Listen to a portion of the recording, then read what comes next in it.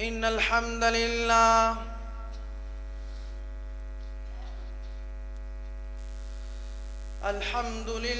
نحمده ونستعينه ونستغفره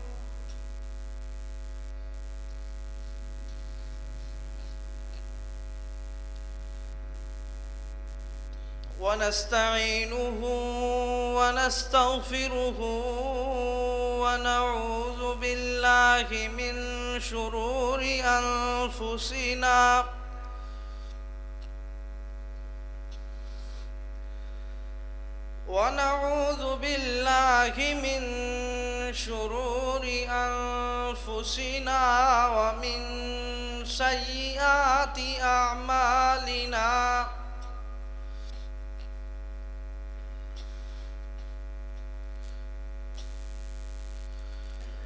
من يهده الله فلا مضل له ومن يضلله فلا هادي له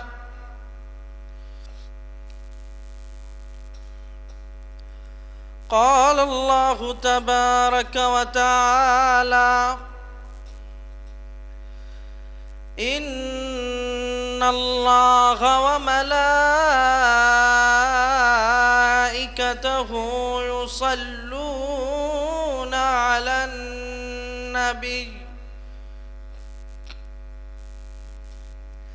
يا أيها الذين آمنوا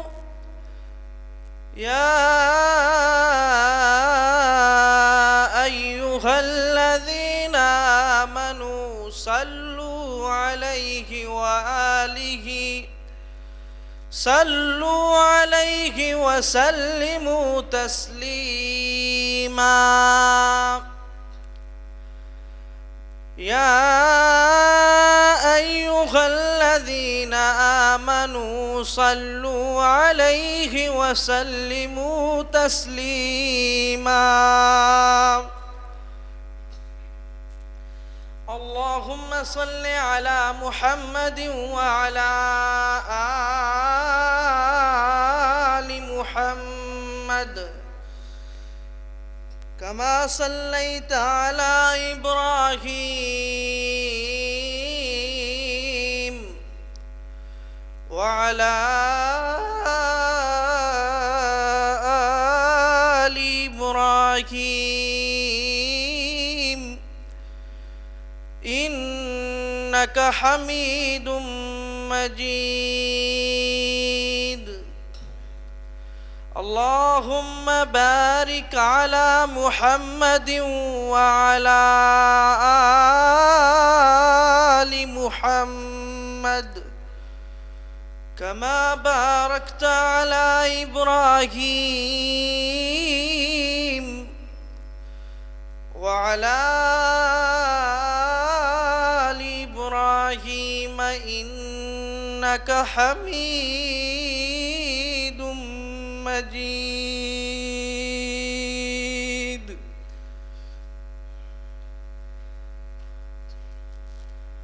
اللهم انفعنا بما علمتنا وعلمنا ما ينفعنا وزدنا علما سبحانك لا علم لنا إلا ما علمتنا إنك أنت العليم الحكيم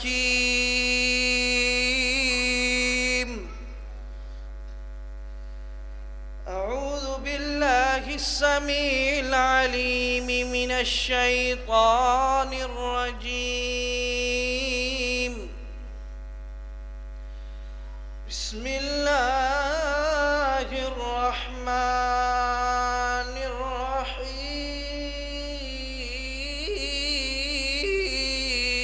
الرحيم قد قد أفلح من تزكى وذكر اسم ربه فصلى بل تؤثرون الحياة الدنيا والآخرة خير وأبقى إن هذا لفي الصحف الأولى صحف إبراهيم وموسى سبحان ربك رب العزة عما يصفون وسلام على المرسلين والحمد لله رب العالمين.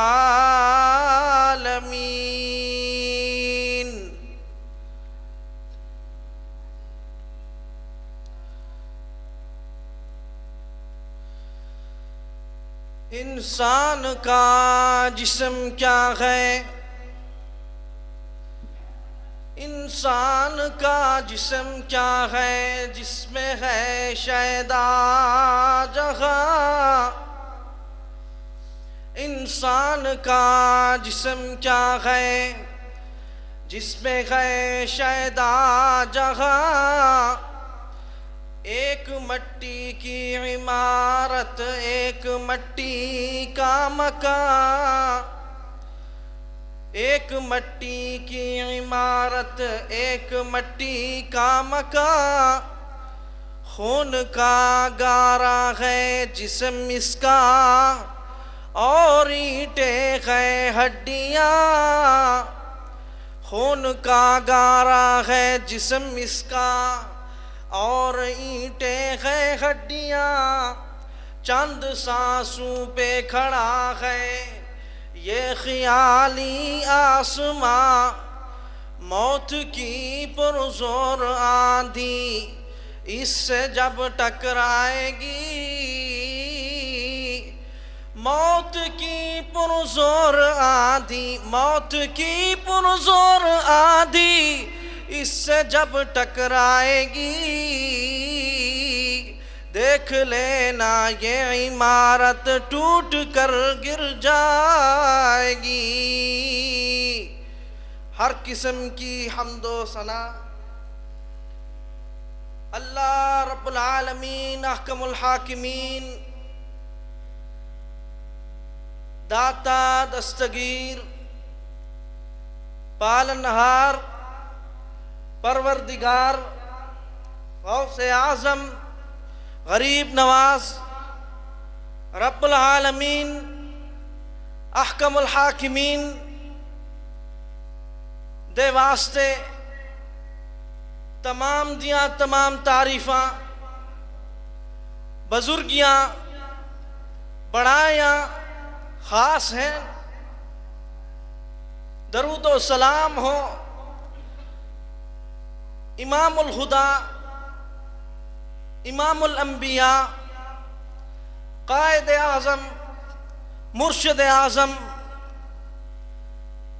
سیدنا محمد مصطفیٰ صلی اللہ تعالی علیہ وعلا آلہ واصحابہ وسلم پر حمد و ثنا اور درود و سلام کے بعد رب العالمین احکم الحاکمین کا بہت بڑا فضل اور احسان ہے کہ ہمیں جمعۃ المبارک کے خطبے کے اندر اس وقت مسجد کے اندر سماعت کا ایک لمحہ مل رہا ہے۔ اسی سماعت کے لمحے میں ایسا لمحہ کہ جس میں رسول اللہ صلی اللہ علیہ وسلم نے فرمایا کہ جمعۃ المبارک کے اندر ایک ایسا وقت ہے، ایسی ساعت ہے، ایک ایسا ٹائم ہے کہ اس ٹائم میں جو بھی دعا کی جائے، مانگا جائے، سوال کیا جائے، اللہ تعالیٰ کی طرف سے عطا کر دیا جاتا ہے۔ علماء کرام نے مختلف وضاحتیں کی، ان کے اندر ایک وقت جمعہ کے خطبہ کے دوران کا وقت بھی ہے، اور ایک وقت جس کو ترجیح دی جاتی ہے وہ جمعہ کے عصر کی نماز کے بعد سے مغرب کا وقت ہے۔ بہرحال اپنے موضوع کو ملحوظ خاطر رکھتے ہوئے میں یہ بتانا چاہتا ہوں کہ اس جمعہ کی خطبہ جمعہ کے اندر، اسی مسجد کے اندر بیٹھنا، خطبہ کے اندر اول آنا، جمعہ کی سماعت کے لیے پہل کرنا، اس کا تو بہت بڑا اجر ہے، مگر ہمیں یہ بھی علم ہونا چاہیے کہ رسول اللہ صلی اللہ علیہ وسلم نے یہ بھی فرمایا ہے۔ کیا فرمایا؟ کہ جو شخص من غزا الى المسجد ثم لا يريد الا ان يتعلم او يعلمه فله اجر حاج تامت حجته،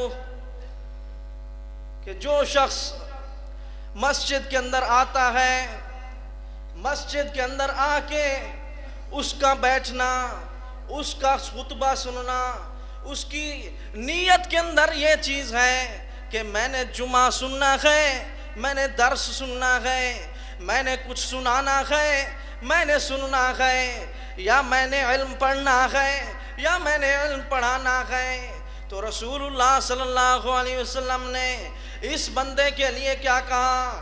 کیا اس کے لیے اللہ کے رسول نے انعام بتایا؟ فرمایا اس کا ایسا اجر ہے جیسا کہ ایک حاجی حج کرتا ہے، اس کے حج کو جو ایسا حاجی جو ہر لحاظ سے اپنے حج کے اندر ادائیگی کرتا ہے، ہر لحاظ سے اپنے حج کو پورا کرتا ہے، ایسا حج کرتا ہے اللہ تعالیٰ کو راضی کرتا ہے، اس کے دل کے اندر اخلاص ہوتا ہے، اس کے دل کے اندر ریاکاری نہیں ہوتی، اس کے دل کے اندر اس کا شرک سے پاک ہوتا ہے، اس کا دل بدعات سے پاک ہوتا ہے، اس کا دل مختلف رواجات سے پاک ہوتا ہے، اس کا دل مختلف قسم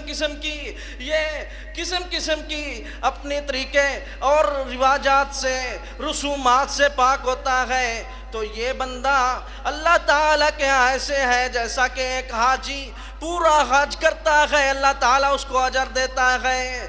رسول اللہ نے دوسری روایت میں فرمایا من حج فلم يرفث ولم يفسق رجع كيوم ولدك يوم ولدته امه، جو شخص حج کرتا ہے نہ اس میں بےہودگی کرتا ہے، نہ اس میں فسق و فجور کرتا ہے، نہ اس میں فضول گوئی کرتا ہے، نہ اس میں یاوہ گوئی کرتا ہے، نہ اس میں بےہودہ باتیں کرتا ہے، نہ اس میں کوئی گناہ کرتا ہے، سب کا سب اس طرح حج کرتا ہے کہ میرا رب مجھ سے راضی ہو جائے، عمل اس طرح کرتا ہے، طریقہ کار وہی رکھتا ہے جو اللہ کے رسول کا طریقہ کار ہے، تو اللہ کے رسول نے کیا اعلان فرمایا ہے؟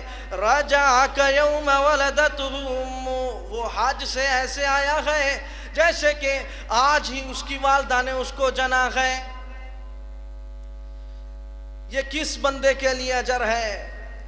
اس کے لیے اجر بتا رہا ہوں جو اللہ کے گھر میں آئے اور اللہ کے گھر میں یا کچھ سیکھتا ہے یا سیکھ کے جاتا ہے اور دوسروں کو سکھاتا ہے، اللہ کے گھر سے پڑھتا ہے یا پڑھاتا ہے، ایسے بندے کے لیے اتنا بڑا اجر ہے کہ ایک حاجی جو پورے لحاظ سے حج ادا کرتا ہے، پورے مناسک ادا کرتا ہے، اس کو ایسی حالت میں آتا ہے کہ اس کی والدہ نے آج ہی جنا ہے اس کو، تو یہ اس کے لیے اجر ہے۔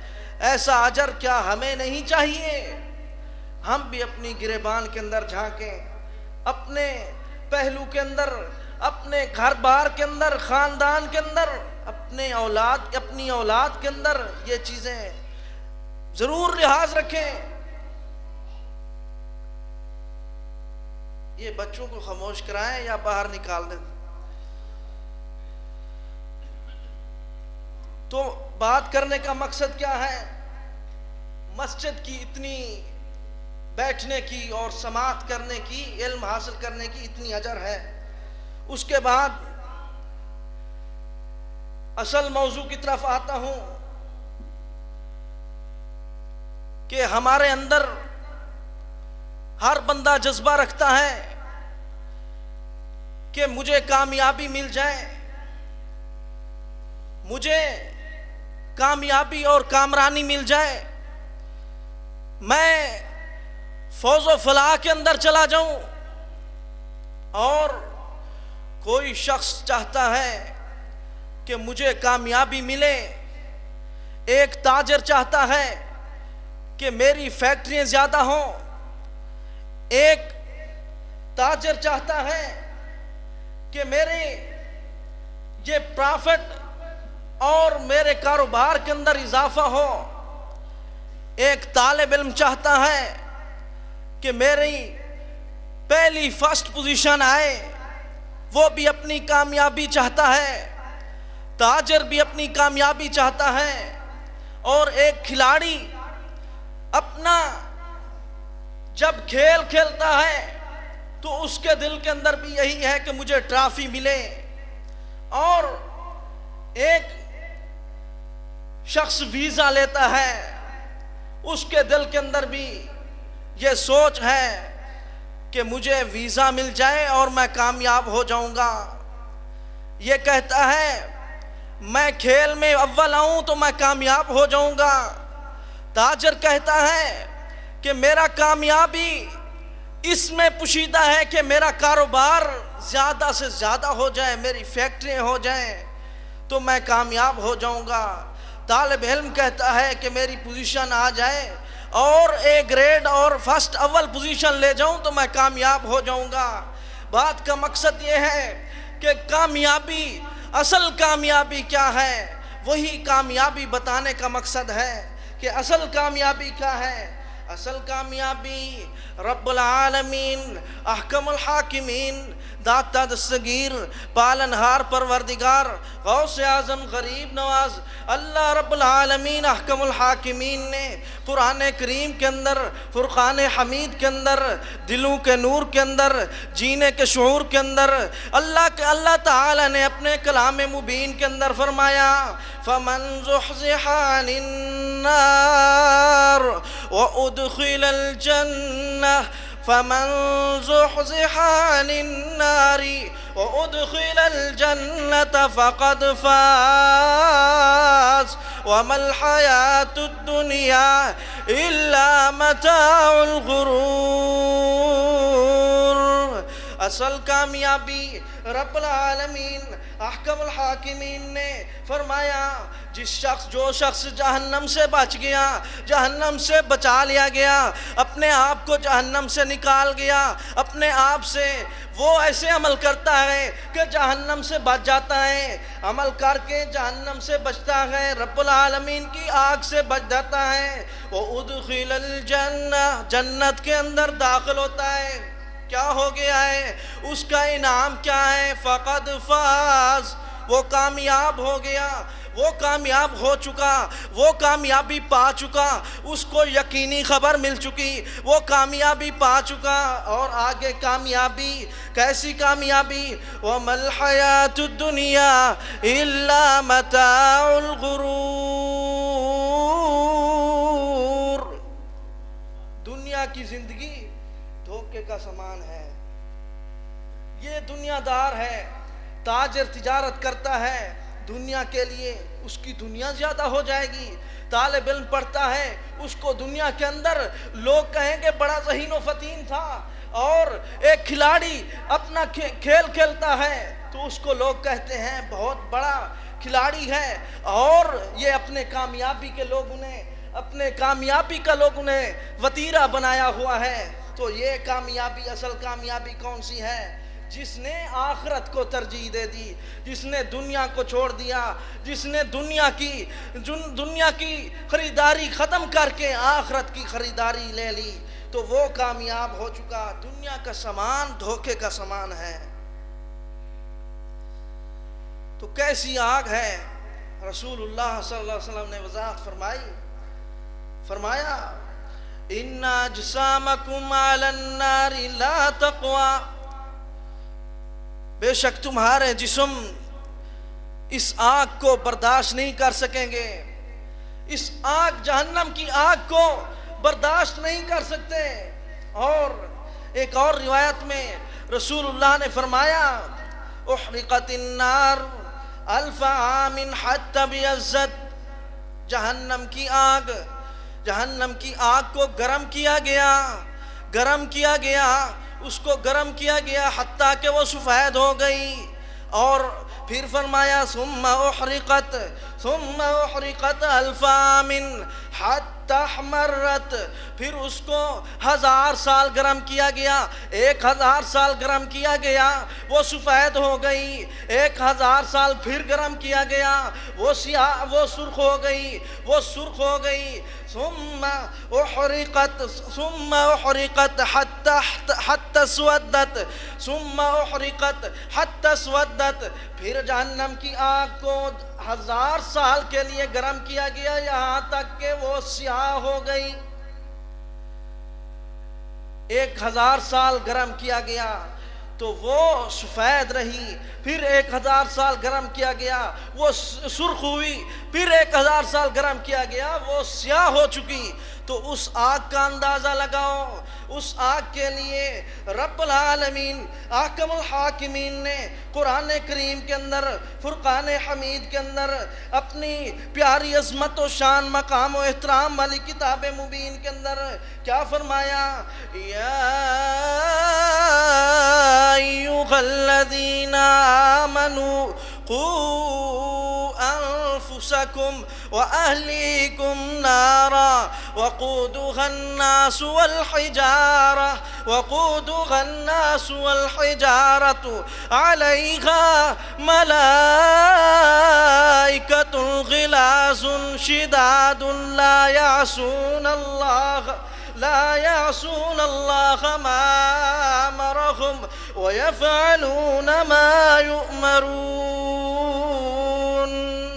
اے ایمان والےو، ایمانداروں کو مخاطب کیا گیا. قوا انفسکم، اپنے نفسوں کو بچا لو، اپنے آپ کو بچا لو. کس چیز سے بچا لو؟ واہلیکم، اپنے آپ کو بھی بچا لو، اہل و عیال کو بھی بچا لو، اپنے آپ کو بھی بچا لو، خاندان کو بھی بچا لو، اپنے آپ کو بھی بچا لو، اپنی اولاد کو بھی بچا لو، اپنے آپ کو بھی بچا لو، اپنے فیملی اور اپنے قرابت داروں کو بھی بچا لو. واہلیکم نارا وقودها الناس والحجارہ، جہنم کی آگ کی وضاحت فرمائی. جہنم کا ایندھن کون سی چیز ہے؟ جہنم کی ایندھن کیا ہے؟ جہنم کا ایندھن لوگ ہیں اور پتھر ہیں. اس آگ سے بچ جاؤ، اسی آگ سے بچ جاؤ. اسی آگ کی وضاحت کر رہا ہوں تاکہ لوگوں کو پتہ چل جائے کہ جہنم کی آگ کتنی گرم ہے. اور جہنم کی گہرائی کے بارے میں رسول اللہ صلی اللہ علیہ وسلم نے ایک دن صحابہ کے درمیان بیٹھے ہوئے ایک آواز سنائی، زوردار آواز، بڑی آواز آئی. صحابہ کرام پریشان ہوئے، یہ آواز کس چیز کی ہے؟ تو رسول اللہ نے وضاحت فرمائی کہ جہنم کو، اس پتھر کو جہنم کے اندر 70 سال پہلے ڈالا گیا تو آج یہ اس کی تہہ میں پہنچا ہے.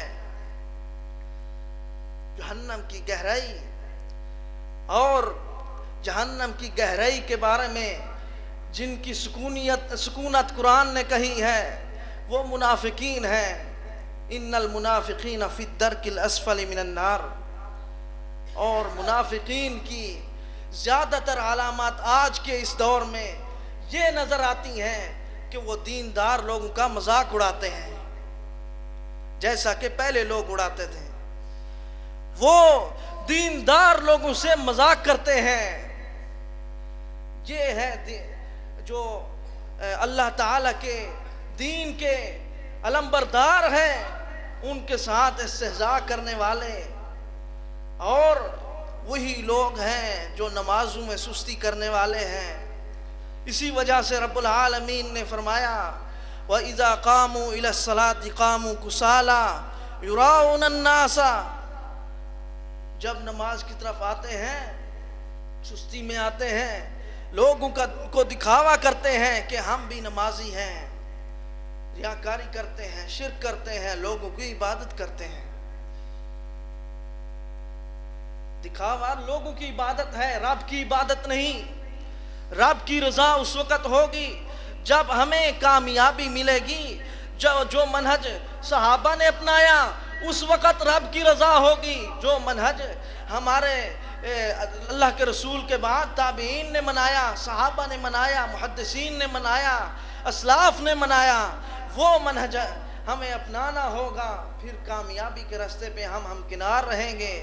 اور اسی طریقے سے بات آگے کرتا ہوں، رب العالمین احکم الحاکمین کے پیغمبر رسول اللہ صلی اللہ علیہ وسلم کی ایک اور روایت ہے کہ جہنم کی آگ اشتقت النار بربها اکل بعضی بعضا، جہنم کی آگ اپنے رب سے شکایت کرتی ہے، اے رب، اے اللہ تعالیٰ، اے رب العزت، رب العالمین، میرا بعض کو کھا رہا ہے، میرا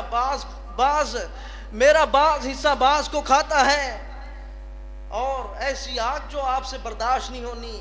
جہنم کی آگ کو کھا رہی ہے، خود اپنے آپ کو کھا رہی ہے۔ اور ایک اور روایت کے اندر رسول اللہ صلی اللہ علیہ وسلم فرمایا یؤتی بانام اہل الارض یوم القیامہ، قیامت کا دن ایک ایسے انسان کو لایا جائے گا جو انسان رب العالمین احکم الحاکمین کی دربار میں آئے گا، دنیا کے اندر بہت بڑا سرمایہ دار، طاقتور، مالدار اور صحت مند انسان رب العالمین کی دربار میں حاضر ہوگا، اور اس کو رب العالمین فرشتوں کو جماعت کو حکم ہوگا اس کو ایک جھلک جہنم کی دکھا دو۔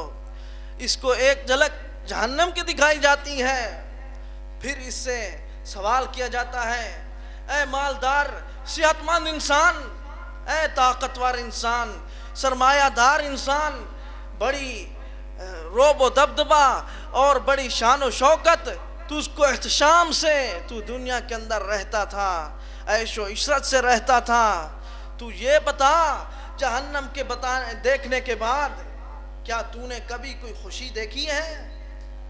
کیا تو نے کبھی کوئی نعمت دیکھی ہے؟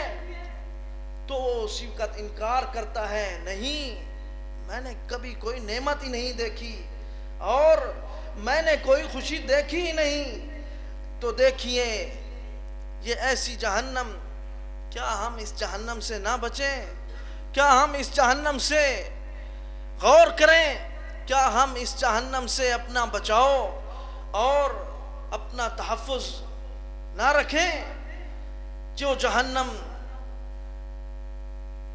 جس کے بارے میں ایسی وعید سنائی گئی کہ وہ انسان کو دور سے ہی اس کا چہرہ لپیٹ لیا جائے گا، اس کا چہرہ جھلس جائے گا، اس کے صرف گرم تاؤ کی وجہ سے اس کا چہرہ پگھل جائے گا۔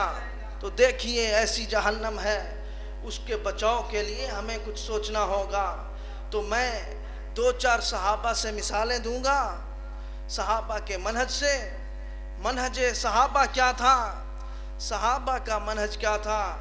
وہ دنیا کے اندر رہتے ہوئے کیسے ایسے کامیابی تلاش کرتے تھے؟ کیا ہماری طرح وہ تجارت کے لیے، دنیا داری کے لیے، اپنی مختلف قسم کے معاملات کے لیے کیا کیا چیز کو ترجیح دیتے تھے؟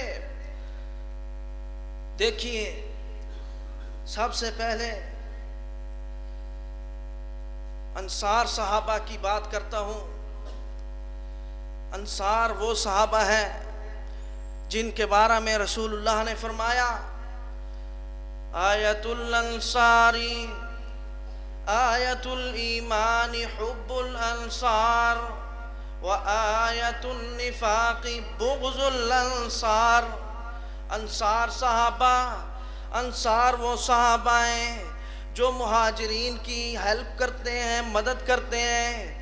جو مہاجرین مدینہ میں آتے ہیں، یہ انصاری صحابہ اپنا مال بھی قربان کرتے ہیں۔ مہاجرین مکہ سے ہجرت کرنے والے قریشی یہ مدینہ کی طرف آتے ہیں، رسول اللہ صلی اللہ علیہ وسلم کی ساتھ ساتھ آپ کے حکم کی تعمیل کرتے ہوئے، اللہ کے رسول صلی اللہ علیہ وسلم کی حکم کی فرما برداری کرتے ہوئے مہاجرین مدینہ آتے ہیں۔ مدینہ آتے ہی یہ مہاجرین کا استقبال کرتے ہیں۔ انصار کون سا انصار؟ کون انصار صحابہ اپنی جان پیش کرنے والے، مال پیش کرنے والے، جن کے پاس دو بیویاں ہیں وہ بھی اپنی بیوی دینے کو تیار ہیں، اور جن کے پاس مالداری ہے، صاحب ثروت ہے، دولت مند ہے، سرمایہ دار ہے، وہ بھی اپنی تجارت کو تقسیم کرنے کے لیے تیار ہیں۔ یہ انصار مہاجرین کے درمیان اخوت اور بھائی چارہ قائم کرتے ہیں، اخوت اور بھائی چارہ رواداری کے لیے تیار ہیں۔ تو انہی انصار کے لیے رسول اللہ صلی اللہ علیہ وسلم نے فرمایا، کیا فرمایا؟ آیت الایمان حب الانصار۔ ایمان کی علامت، ایمان کی نشانی انصار کے ساتھ محبت ہے، اور ایمان یہ نفاق کی علامت، یہ منافقت کی علامت، یہ انصار کے ساتھ بغض ہے۔ صحابہ کو ملعون کہنے والے، نعوذ باللہ، صحابہ کو لعنت کرنے والے، اللہ تعالیٰ ان لوگوں کو ان مردودوں کو ہلاک کر دے، ان لوگوں پہ لعنت کر دے، اپنی رحمت سے دور کر دے، جو صحابہ کرام کے خلاف سب کرتے ہیں، شتم کرتے ہیں، تان کرتے ہیں۔ تو یہ کون صحابہ ہیں؟ انصار صحابہ، جن کے بارے میں رسول اللہ نے فرمایا، آیت النفاق بغض الانصار۔ نفاق کی علامت انصار کے ساتھ بغض رکھنا ہے، انصار کے ساتھ بغض رکھنا ہے۔ رسول اللہ صلی اللہ علیہ وسلم کے پاس انصار صحابہ کی جماعت، انصار صحابہ کا ٹولہ، ایک گروہ پورا، ایک دن انصاری صحابہ تمام کے تمام انصاری مشورہ کر رہے ہیں۔ کیا مشورہ کر رہے ہیں؟ کیا مشورہ کر رہے ہیں کہ ہماری یہ کھیتی باڑی مدینہ شہر کے اندر ہے، ہماری کھیتی باڑی مدینہ یثرب کے شہر کے اندر ہے، تو ہم اس کے اندر ہمارے پانی کا جو حساب ہے وہ مدینہ سے باہر ہے، پانی ہمارا دور ہے۔ تو رسول اللہ صلی اللہ علیہ وسلم کے پاس جاتے ہیں، ان کے دل کے اندر یہ چیز پیدا ہوتی ہے، رسول اللہ صلی اللہ علیہ وسلم کے پاس جائیں، اللہ کے رسول سے سوال کریں، مطالبہ کرتے ہیں کہ اللہ کے رسول دعا کر دیں، اللہ سے دعا کر دیں، اللہ تعالیٰ جس طرح ہمارا رزق مال، جس طرح ہماری یہاں ہمارا نصیب لکھا ہوا ہے، رزق لکھا ہوا ہے، جس طرح ہمیں یہاں کچھ مل رہا ہے، ہمیں پانی بھی یہیں میسر ہو جائے۔ اللہ کے رسول صلی اللہ علیہ وسلم کے پاس اسی نیت سے چلتے ہیں۔ اللہ کے رسول صلی اللہ علیہ وسلم سامنے دیکھتے ہیں، صحابہ کرام آ رہے ہیں، انصار صحابہ کی جماعت آ رہی ہے، صحابہ آ رہے ہیں، رسول اللہ خوش ہو رہے ہیں، صحابہ کو دیکھ رہے ہیں کہ انصار صحابہ لگتا ہے آج کوئی معمولی نہیں، آج بہت بڑے کسی فکر مند کام کے لیے آ رہے ہیں، متفکر ہو کے آ رہے ہیں، تھوڑے سے غور و فکر میں آ رہے ہیں، اور آپس میں چم گویاں کر رہے ہیں۔ تو اللہ کے رسول کے پاس قریب آتے ہی رسول اللہ صلی اللہ علیہ وسلم کو یہ بتاتے ہیں، اپنا مطالبہ پیش کرتے ہیں، اپنی عرض کرتے ہیں، اپنی درخواست دیتے ہیں۔ کون صحابہ ہیں اپنی درخواست پیش کرنے والے؟ انصار صحابہ کی جماعت درخواست پیش کرتے ہیں تو رسول اللہ صلی اللہ علیہ وسلم کی طرف سے یہ اعلان ہوتا ہے، اے صحابہ کی جماعت، اے میرے انصاریوں، اے میرے انصاریوں، اے میرے محبوبوں، آپ سن لو، آپ سن لو، جو سوال کرو گے تمہیں سوال عنایت کر دیا جائے گا، جو تم مطالبہ کرو گے تمہارا مطالبہ پورا کر دیا جائے گا، جو کچھ مانگو گے تمہیں عطا کر دیا جائے گا، جو کچھ مانگو گے تمہیں وہ عنایت کر دیا جائے گا۔ صحابہ یہ سنتے ہی دیکھیے ہمارے دل کے اندر کیا ہوتا ہے، ہمیں کوئی اس طرح کہہ دے کہ آپ کو اس طرح بہت بڑا خزانہ دینے کے لیے تیار ہوں، صرف اتنا کام کر لو۔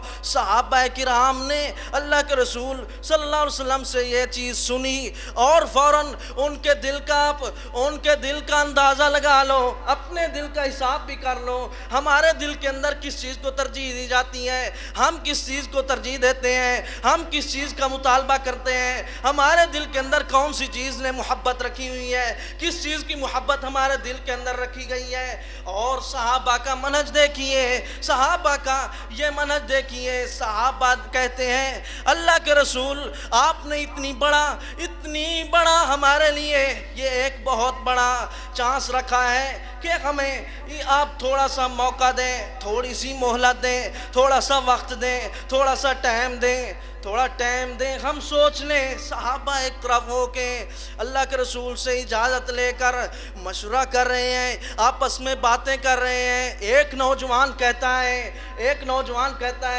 یہ دنیا داری تو دنیا داری ہی رہ جائے گی، دنیا تو دنیا ہی رہ جائے گی، دنیا تو عارضی ہے، دنیا تو دھوکے کا سامان ہے۔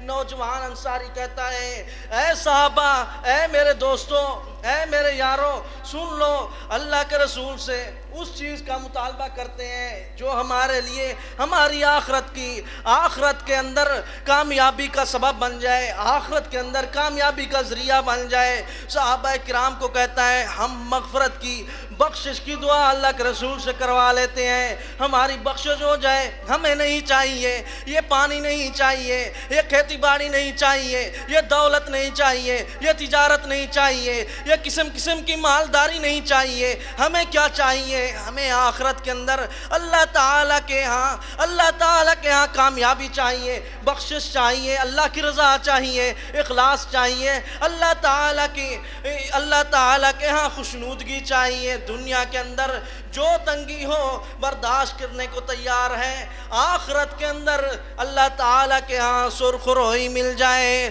تو اللہ کے رسول صلی اللہ علیہ وسلم کے پاس آتے ہیں، اے اللہ کے رسول صلی اللہ علیہ وسلم، ہم بخشش کا مطالبہ کرتے ہیں، اللہ تعالیٰ سے دعا کریں، ہمیں اللہ تعالیٰ معاف فرما دے۔ ہم بھی اپنے دل کا حساب لگائیں کہ ہمارے دل کے اندر کیا چیز ہے اور صحابہ نے کس چیز کو ترجیح دی ہے۔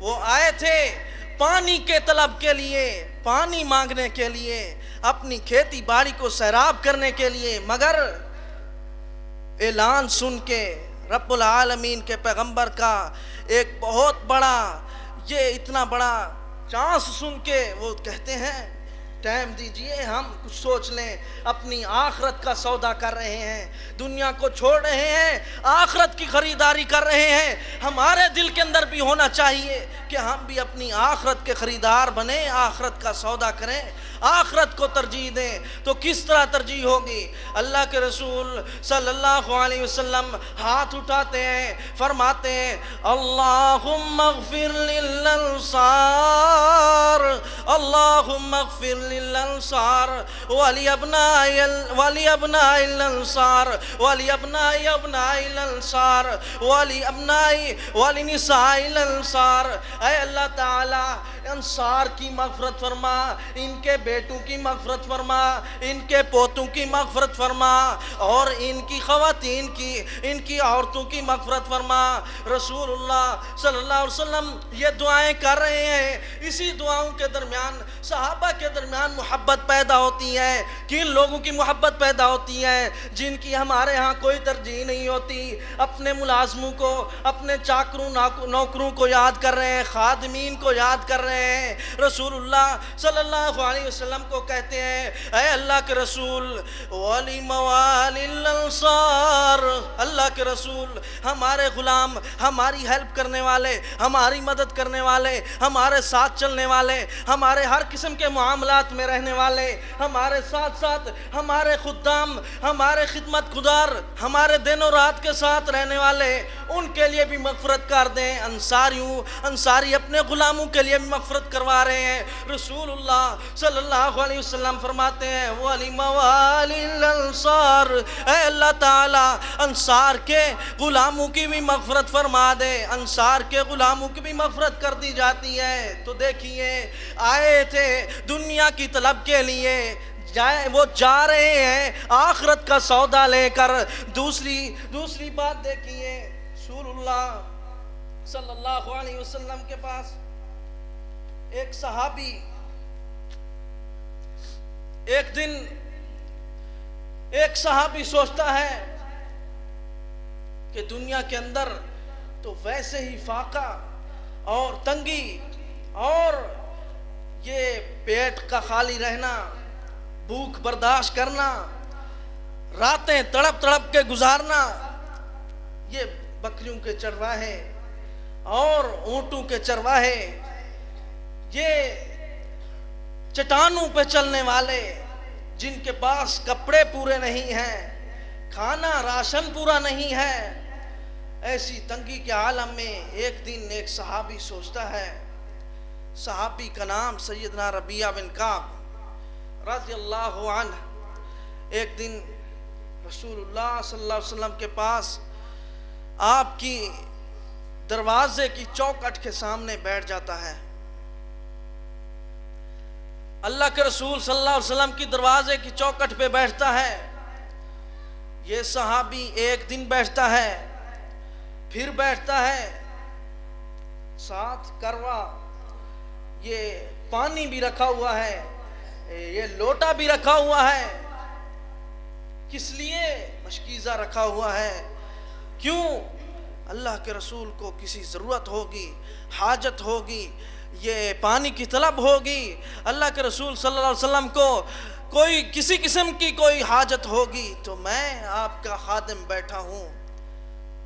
یہ نیت کر کے صحابہ کا منہج دیکھیے، صحابہ کا منہج دیکھیے، ان کا وتیرہ اور ان کی نیتیں دیکھیے۔ نیتیں ان کی صاف تھیں، پاکیزہ تھیں، اور انہوں نے اپنے ثمر بھی پا لیے۔ دنیا کے اندر ان کو رضا کے سرٹیفکیٹ بھی مل گئے۔ تو ان کی نیت یہ تھی کہ دنیا کے اندر ہم سے اللہ تعالیٰ راضی ہو جائے۔ ہماری بھی یہی نیت ہونی چاہیے۔ یہ صحابی، اللہ کا یہ فقیر بندہ، اپنے رب کی بارگاہ کی، رب کے حضور یہ رضا کا متلاشی، اللہ تعالیٰ کے رسول کے دروازے پہ رات کو آ کے پہرا دینے کی غرض سے، خدمت کی غرض سے بیٹھتا ہے۔ رسول اللہ صلی اللہ علیہ وسلم ایک دن حاجت ہوتی ہے اللہ کے رسول کو۔ اللہ کے رسول صلی اللہ علیہ وسلم ایک دن حاجت کی غرض سے، اپنے کسی معاملے کی غرض سے، قضائے حاجت کی غرض سے اللہ کے رسول دروازہ کھول کے باہر دیکھتے ہیں۔ اللہ کے رسول دیکھتے ہیں، صحابی سامنے نظر آتے ہیں، سیدنا ربیعہ بن کعب رضی اللہ عنہ سامنے دیکھتے ہیں، سیدنا ربیعہ بیٹھے ہوئے ہیں۔ ربیعہ رضی اللہ عنہ کو دیکھتے ہیں، مسرت اور خوشی کا اظہار کر رہے ہیں، خوش ہو رہے ہیں اپنے صحابی کو دیکھ کر، جانثار کو دیکھ کر، اپنے یار کو دیکھ کر۔ کیا کہہ رہے ہیں؟ ربیعہ آج تو ادھر کیسے بیٹھا ہوا ہے؟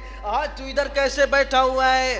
ربیعہ رضی اللہ عنہ فوراً جواب دیتے ہیں، اے اللہ تعالیٰ کے رسول، میں اس لیے بیٹھا ہوں، آپ کو کوئی ضرورت ہو، آپ کو کوئی مسئلہ معاملہ ہو، آپ کو کوئی تنگی ہو، میں اس کے حل کے لیے بیٹھا ہوں، آپ کی کوئی حاجت ہو میں اس کو پورا کر دوں، کوئی خدمت ہو میرے لیے بتا دیں، کوئی حکم ہو میرے لیے بتا دیں، میں حاضر بیٹھا ہوں، میں بیٹھا ہوا ہوں آپ کی خادم بن کر۔ آپ کے یہ ربیہ رضی اللہ عنہ ساتھ میں مشکیزہ رکھا ہوا ہے، پانی بھی ساتھ رکھا ہوا ہے، رسول اللہ صلی اللہ علیہ وسلم قضائے حاجت کرتے ہیں، پانی لے جاتے ہیں، اللہ کے رسول وضو کرتے ہیں، خوش ہوتے ہیں، وضو کرتے کرتے رسول اللہ صلی اللہ علیہ وسلم اپنے صحابی کو کہتے ہیں، اپنے جانثار کو کہتے ہیں، سل تو عطا، صحابی اے میرے یار، اے میرے صحابی جانثار، اے ربیہ بن کعب رضی اللہ عنہ، تو سوال کر، تجھے سوال تیرا عطا کر دیا جائے گا، سوال کر، سوال تیرا دے دیا جائے گا، جو تو مانگے گا وہ دے دیا جائے گا۔ یہ صحابی سیدنا ربیہ بن کعب رضی اللہ تعالی عنہ دیکھتا ہے اللہ کے رسول نے اتنی بڑی آفر کر دی، اتنی بڑی آفر کر دی، یہ آفر دیکھتے ہی اللہ کے رسول صلی اللہ علیہ وسلم سے چاہتا ہے تھوڑی سی مہلت مل جائے، تھوڑا سا وقت دے دیا جائے۔ یہ وقت مانگ کے کیا سوچ رہا ہے؟ یہ سوچ رہا ہوگا کہ سوال کروں مجھے سونا دے دیا جائے، سوال کروں جس طرح ہماری سوچیں ہیں، سوال کروں مجھے دولت کے ڈھیر انبار لگا دیے جائیں، سوال کروں مجھے سونے اور چاندی کے پہاڑ لگا دیا جائے، سوال کروں میرے لیے بلڈنگیں اور کوٹھیاں بن جائیں، سوال کروں۔ یہ وہ سوال نہیں کر رہا۔ صحابی کا منہج دیکھیے، صحابی کا وتیرہ، صحابی کا یہ شعار دیکھیے، صحابہ کرام کا منہج دیکھیے، ان کی سوچ و فکر دیکھیے، کیا سوچ رہا ہے؟ اللہ کے رسول سے صلی اللہ علیہ وسلم سے آخرت کے اندر کوئی کامیابی کی دعا کروا لوں، کسی کامیابی کی کوئی کامیابی سوچ لوں، اسی فکر میں لگا ہوا ہے۔ پھر سوچتا ہے آخرت کی کامیابی تو کامیابی ہو جائے گی، اللہ کے رسول نے دعا کی تو کامیاب ہو جاؤں گا، مگر ایسی چیز کا مطالبہ رکھوں جس چیز سے مجھے ہر تمام لوگوں سے مجھے امتیاز میں رکھ دیں، میں تمام لوگوں سے ایک طرف ہو جاؤں۔ اور اللہ تعالیٰ کے رسول صلی اللہ علیہ وسلم کے پاس آتا ہے، اللہ کے رسول صلی اللہ علیہ وسلم سے مطالبہ کرتا ہے، نیت میں یہ ہے ایسی چیز سوال کروں جس سے میں لوگوں سے امتیاز حاصل کر جاؤں۔ تو اللہ کے رسول سے سوال کا مطالبہ کرتا ہے، کہتا ہے اسألک مرافقتک فی الجنہ، اے میرے یار، اے میرے صحابی، اے اللہ کے رسول صلی اللہ علیہ وسلم، میں سوال کرتا ہوں جنت کے اندر آپ کی رفاقت کا سوال کرتا ہوں، میں سوال کرتا ہوں آپ کے ساتھ کا سوال کرتا ہوں جنت کے اندر، جس طرح دنیا کے اندر میں آپ کا خادم بنا ہوا ہوں، آخرت کے اندر میں آپ کا خادم بن جاؤں، دنیا کے اندر آپ کا فرما بردار مطیع بنا ہوا ہوں، آخرت کے اندر میں آپ کا ساتھ نصیب ہو جائے۔ یہ صحابہ کی غرض تھی، یہ صحابہ کی محبت تھی، یہ صحابہ کی محبت کا جذبہ اور شدت تھی۔ اسی وجہ سے میں کیوں نہ کہوں یہ صحابہ کون صحابہ تھے جن کے بارے میں اللہ تعالی نے کہا رضی اللہ عنہم ورضوا عنہ اولئک حزب اللہ، اللہ تعالی ان سے راضی ہے، وہ اللہ تعالی سے راضی ہے، اور یہی لوگ ہیں جو اللہ تعالی کی جماعت ہیں۔ اور اللہ تعالی نے مختلف مقامات میں کہا ہے اولئک علی ہدی من ربہم واولئک هم المفلحون، اولئک هم الفائزون، کہیں فرمایا اولئک هم المفلحون، کہیں فرمایا اولئک هم الصادقون، اولئک الذین امتحن اللہ قلوبهم للتقوی، یہی لوگ ہیں جن کا اللہ تعالیٰ نے تقوی سے امتحان لیا ہے، پرہیزگاری سے امتحان لیا ہے۔ یہی لوگ ہیں جن کا اللہ تعالیٰ نے ان کے دلوں کے اوپر اللہ تعالیٰ نے ایمان کی مہر لگا دی ہے۔ تو اللہ تعالیٰ نے اتنی بڑی شہادت دے دی۔ یہ وہ صحابہ کرام ہیں۔ صحابی کا منہج یہ ہے کہ دنیا کے اندر بھی اللہ کے رسول کا ساتھ ہو جائے، آخرت کے اندر بھی اللہ کے رسول کی رفاقت مل جائے۔ تو دیکھیے یہ صحابہ کرام کا منہج تھا۔ اور تیسری مثال دیتا ہوں، اپنی بات کو اختتام کی طرف لے جاتا ہوں۔ سیدنا صہیب رومی رضی اللہ عنہ ایک دن رسول اللہ صلی اللہ علیہ وسلم کے پاس تشریف لائے۔ اللہ کے رسول سے کہتے ہیں، اے اللہ کے رسول، فلاں نوجوان وہ مجھے بہت پریشان کر رہا ہے، تنگ کر رہا ہے۔ میرے باغ کے اندر اس کا ایک درخت لگا ہوا ہے، وہ اس درخت کو دیکھنے کے لیے بار بار آتا ہے۔ اس باغ کے اندر میرے گھر والے ہیں، میری بیوی ہے، اولاد بچے ہیں اور میرا گھر ہے، تو وہ اس کو بار بار دیکھنے آتا ہے، ہمیں پریشانی ہوتی ہے۔ اللہ کے رسول صلی اللہ علیہ وسلم اسے کہتے ہیں، اے نوجوان، تو یہ درخت اس صحابی سے، صہیب رومی رضی اللہ عنہ سے بیچ دے اور پریشانی ختم ہو جائے گی۔ تو بار بار ادھر دیکھنے آتا ہے۔ تو یہ نوجوان آدمی اپنے دل کے اندر سوچتا ہے کہ درخت میں نے نہیں دینا، اور پھر رسول اللہ صلی اللہ علیہ وسلم سے کہتا ہے کہ میں نے یہ درخت نہیں بیچنا۔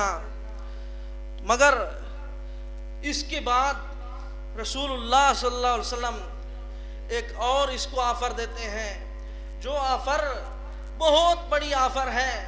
فرمایا، تو یہ درخت اس کو دے دے، اللہ تعالی آخرت کے دن تجھے اس درخت کے بدلے جنت میں ایک درخت دے گا۔ اتنی بڑی آفر کے باوجود یہ نوجوان اپنے ضد پہ مصر رہا اور ضد کرتا رہا۔ اللہ کے رسول کا صحابی یہ دیکھتا ہے کہ اب تو سودا جو ہے نا چینج ہو گیا ہے، جو جہاں سے ہماری بات ہو رہی تھی، صحابہ کا منہج ہی عجیب تھا کہ ان کی سوچیں ہی کامیابی والی۔ اس نے فوراً سوچا اب تو تجارت چینج ہوئی ہے، تبدیلی آئی ہے، اب تو یہ بنتا ہے کہ میں اس دنیا کو چھوڑوں اور آخرت کو ترجیح دوں۔ صحابی فوراً کہتا ہے، اے اللہ تعالیٰ کے رسول صلی اللہ علیہ وسلم، کیا میں اس کو اپنا باغ دے دوں، سارا باغ دے دوں؟ کیا میرے لیے بھی یہی ہے؟ کیا میرے لیے بھی اسی طرح اللہ تعالیٰ ایک درخت جنت میں دے دے گا؟ جنت کی ضمانت آپ دے رہے ہیں۔ اللہ تعالیٰ کے رسول صلی اللہ علیہ وسلم کہتے ہیں، میرے یار، میرے صہیب رومی، تو سن لے، اگر تو نے بھی اس کو باغ دے دیا، جنت میں تیرے لیے بھی یہی انعام ہے، تیرے لیے بھی یہی تمغہ ہے، تیرے لیے بھی یہی کچھ ہے۔ تو بھی اسی طرح اللہ تعالیٰ کی طرف سے ایک درخت کے لیے ایک درخت دے دیا جائے گا، اور ایک درخت، ایسا درخت جس کا سایہ بہت بڑا لمبا اور ایسے خوشے جو لٹکے ہوئے ہیں۔ اور رسول اللہ صلی اللہ علیہ وسلم کیا دیکھتے ہیں کہ صہیب رومی ایک دن، یہ صحابی ابو دحدہ صحابی جس نے باغ بیچا، وہ ابو دحدہ رضی اللہ عنہ ہے، اور یہ صحابی اپنے گھر والی سے باہر اس باغ کو چھوڑ کر یہ اپنے گھر کو دیکھنے کو بھی دل نہیں کر رہا، مگر یہ کہہ رہا ہے کہ آج ہی یہ تجارت ہو گئی، آج ہی یہ منافع ہو گیا، ہم نے دنیا کے بدلے آخرت خرید لی۔ اور اپنی بیوی کو باہر سے آواز دیتا ہے، یا ام دحدہ اخرجی من الحدیقہ، اے ام دحدہ حدیقہ سے، باغ سے باہر آ جاؤ۔ باغ سے باہر آتے ہی سیدہ ام دحدہ کہتی ہے، اے میرے فرمانبر، اے میرے خاوند، اے ابو دحدہ سن لے، اپنا حکم بتا دے، میں حاضر ہوں۔ کہتا ہے میرے گھر سے، اس گھر سے نکل آؤ، اس گھر کو ہم نے بیچ دیا ہے۔ کہتی ہے کتنے پہ بیچا ہے؟ کہا اللہ تعالیٰ کی رضا کے لیے جنت کا سودا کر لیا ہے، جنت کے عوض بیچا ہے۔ کہتا ہے تو اللہ تعالیٰ کے رسول صلی اللہ علیہ وسلم فرماتے ہیں کس طرح یہ جنت کے بارے میں جنت کا سودا کر لیتے ہیں اس باغ کے عوض۔ اللہ تعالیٰ نے قرآن کریم نازل کیا، اللہ کے رسول فرماتے ہیں وَمِنَ النَّاسِ مَن يَشْرِي نَفْسَهُ ابْتِغَاءَ مَرْضَاتِ اللَّهِ وَاللَّهُ رَءُوفٌ بِالْعِبَادِ۔ ایسے لوگ جو اللہ تعالیٰ کی رضا کی متلاشی، اللہ تعالیٰ کی رضا کے طلبگار، اللہ تعالیٰ کی رضا کو تلاش کرنے والے، اللہ تعالیٰ کی رضا کے خریدار، اللہ تعالیٰ کی رضا کی خریدار، اپنی جانوں کو خرید کر، اپنی جانوں کو بیچ کے اللہ تعالیٰ کی جنت کا سودا کرتے ہیں، اللہ تعالیٰ ان سے راضی ہو جاتا ہے۔ تو اللہ تعالیٰ ہم دعا کریں، میں دعا کرتا ہوں اللہ تعالیٰ ہمیں بھی صحابہ کے منہج کو اپنانے کی توفیق عطا فرمائے۔ اور آخر کے اندر صرف اتنی بات کہوں گا کہ اصل کامیابی کا راز یہ تو صحابہ کا منہج تھا، انہوں نے دنیا کی تجارت کی اور دنیا کو چھوڑ کر آخرت کے اندر آخرت کو خرید لیا۔ مگر وہ جنت کیسی جنت ہے؟ لَمَوْضِعُ صَوْتٍ فِي الْجَنَّةِ خَيْرٌ مِّنَ الدُّنْيَا وَمَا فِيهَا۔ جنت کے اندر ایک بالشت دنیا و ما فیہا سے بہتر ہے۔ جنت کے اندر ایک بالشت دنیا و ما فیہا سے بہتر ہے۔ کیسے بہتر ہے؟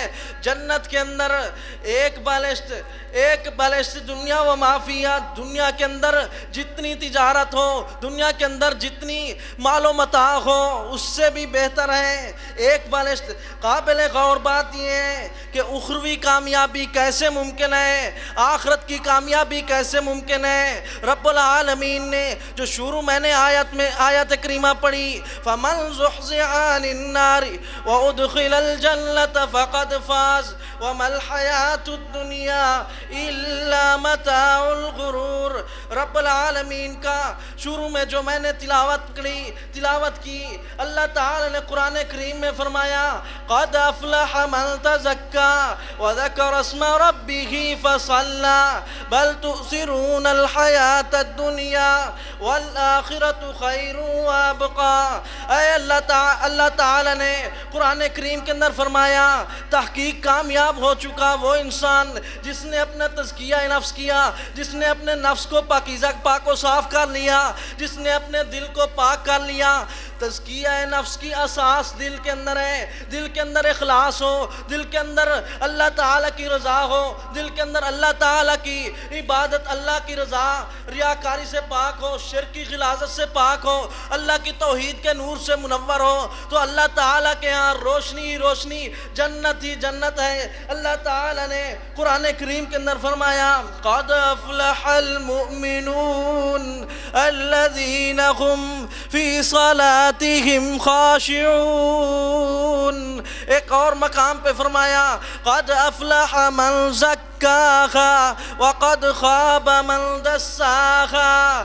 کامیاب ہو چکے وہ انسان جس انسان نے اپنے آپ کو پاک و صاف کر لیا۔ قَدْ أَفْلَحَ مَنْ تَزَكَّى وَذَكَرَ اسْمَ رَبِّهِ فَصَلَّى بَلْ تُؤْثِرُونَ الْحَيَاةَ الدُّنْيَا۔ ایسا بندہ جس نے رب کو یاد کیا، ذکر کیا، فکر کیا، آخرت کی تیاری کی، آخرت کے اندر سرداری حاصل کر لی، آخرت کی تیاری کی، قبر کی تیاری کی، حشر کے اندر رب العالمین کے ہاں سرخ روئی حاصل کر لی۔ وہ بندہ کون بندہ ہے؟ من تزکا وذکر اسم ربہ فصلی، جو نماز پڑھتا ہے، ذکر کرتا ہے۔ بل تؤثرون الحیات الدنیا، تم دنیا کی زندگی کو ترجیح دیتے ہو۔ والآخرۃ خیر وابقا، آخرت کی زندگی بہتر ہے، باقی ہے، دائمی ہے۔ وہ کیسی زندگی ہے؟ بقا والی ہے، ہمیشہ کی، جس کے اندر دوام ہے۔ ایسی زندگی ہے جس کے اندر وہ عارضی زندگی نہیں کہ آج یہ 40 50 60 70 اتنی عمر کو پہنچے اور وفات پا جائے۔ اس کے اندر عمر کا کوئی حساب ہی نہیں، دوام ہی دوام ہے، اس کے اندر عارضی کوئی چیز نہیں، بقا ہی بقا ہے۔ تو اسی لیے رب العالمین احکم الحاکمین نے تزکیہ نفس کی اساس قرآن کریم بتاتا ہے۔ تزکیہ نفس کی اللہ تعالیٰ نے قرآن کریم کے اندر فرمایا، یا ایھا الناس اعبدوا ربکم الذی خلقکم والذین من قبلکم، اے لوگو اللہ تعالیٰ کی عبادت کرو، اللہ تعالیٰ کی اس خالق کی عبادت کرو جس نے زمین و آسمان کو پیدا کیا۔ اس خالق کی توحید کو، اس خالق کی توحید اپنا لو، اس خالق کی وحدانیت کا اقرار کر لو جس نے تم کو بنایا ہے۔ اعبدوا ربکم الذی خلقکم والذین من قبلکم، تم کو بھی پیدا کیا، تم سے پہلے کو بھی پیدا کیا، تم کو بھی پیدا کیا، تم سے پہلے لوگوں کو بھی پیدا کیا، اور اللہ تعالیٰ اس کی عبادت کرو۔ یا ایھا الناس اعبدوا ربکم الذی خلقکم من نفس واحدة وخلق منها زوجها وبث منهما رجالا كثيرا ونساء۔ اللہ تعالیٰ کی عبادت کرو جو خالق ہے، جو معبود ہے، خالق ہے اور معبود حقیقی ہے۔ اور تیسری چیز کیا ہے؟ اللہ تعالیٰ کے اسماء ہیں، صفات ہیں۔ یہ ہے توحید کی 3 صورتیں، خالق جس نے پیدا کیا، اور معبود وہی معبود برحق ہے، اور توحید اسماء و صفات جس کے اندر اللہ کے پیارے پیارے نام ہیں، اللہ کے پیارے ناموں کا مفہوم ہے، اللہ تعالیٰ کے پیارے ناموں کی سمجھ ہے۔ جو بندہ ان ناموں کو دیکھ لے، ان ناموں سے سمجھ لے، تو اللہ تعالیٰ کے ہاں اسی طرح یہ دنیا کے اندر اللہ کی وحدانیت کا اقرار کرتا ہے، توحید کو اپنی بنیاد بناتا ہے، اس کو وفات آتی ہے، ایمان کی حالت میں آتی ہے، تو آخرت کے اندر اس کو اللہ تعالیٰ کے ہاں سرفرازی اور کامرانی ہوتی ہے، کامرانی ملتی ہے، یقینی ملتی ہے۔ اللہ تعالیٰ کی ہر خبر، اللہ تعالیٰ کی ہر خبر مستقبل کی ہو یا ماضی کی ہو، یقینی خبر ہے۔ اللہ تعالیٰ نے یہ اعلان کر دیا ہے، قد افلح من تزکا، تحقیق کامیاب ہو چکا جس نے تزکیہ نفس کیا۔ اللہ رب العالمین سے دعا کرتے ہیں اللہ تعالیٰ ہمیں اپنے دلوں کو پاک و صاف کرنے کی توفیق عطا فرمائے اور نماز پڑھنے کی توفیق عطا فرمائے۔ جب تک زندگی رکھیں اسلام پہ رکھیں، جب موت آئے ایمان اور شہادت والی موت نصیب فرمائے۔ وآخر دعوانا الحمدللہ رب العالمین۔